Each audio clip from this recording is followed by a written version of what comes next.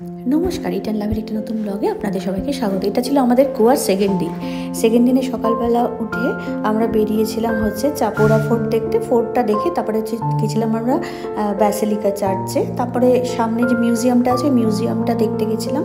এরকম পরপর সেকেন্ড দিনটা আমাদের বেশ ভালোই কেটেছিল, সারাটা দিন ধরে ঘোরাঘুরি। মমিতা, এতটা অর্ধেকটা উঠেছিস, কেমন লাগছে? ভালো লাগছে। কি ভালো না ওয়েদারটা? কোনো কষ্ট হচ্ছে না। আর কি ওয়েদারটা দেখেছিস? ভীষণ কষ্ট হবে উপরে উঠতে, এখন দেখছি একদম নাই, একটুও না। আর ওয়েদারটা কি ভালো না? ভীষণ ভালো। হ্যাঁ, অল্প দারুণ জমি, ওয়েদার। উপরে হাওয়া রেইনি খুব সুন্দর। সিজন, আবার চল এবার অর্ধেকটা উঠি। ও আমাদের আরেকজন চলে এসেছে।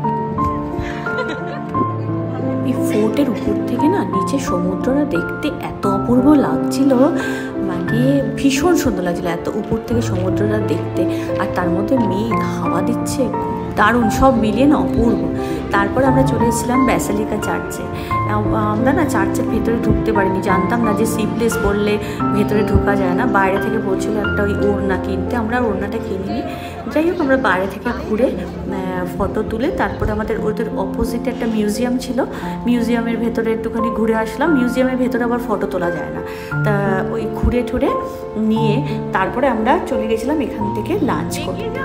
আর এখানেও না বললাম তো যে একদম রোদ ছিল না, অল্প অল্প বৃষ্টিও হচ্ছে, আবার কখনো মেঘ, মানে ভীষণ সব মিলিয়ে না ভীষণ সুন্দর আমরা ওয়েদার পেয়েছি। আমি এই প্রথম না বর্ষাকালে এখানে আসলাম। যদি আমার এই ব্লগটা ভালো লাগে তবে কিন্তু অবশ্যই একটা লাইক করে দেবেন, আর পারলে একটা কমেন্টস করে দেবেন। বৃষ্টিতেই আসুন। বৃষ্টিটা বেশি ভালো লাগছে না? একদম, বৃষ্টিতে আলাদা মজা, গরমও কম, ভালোও লাগছে, দুই রকম ভাবে এনজয় করা যায়। মমিতা গাড়ি ঘুরিয়ে যাচ্ছে, এখনো গাড়ি আসছে না বলে গাড়ি পাচ্ছি না, আমি তো আর গাড়ি ছাড়া চলতে পারছি না।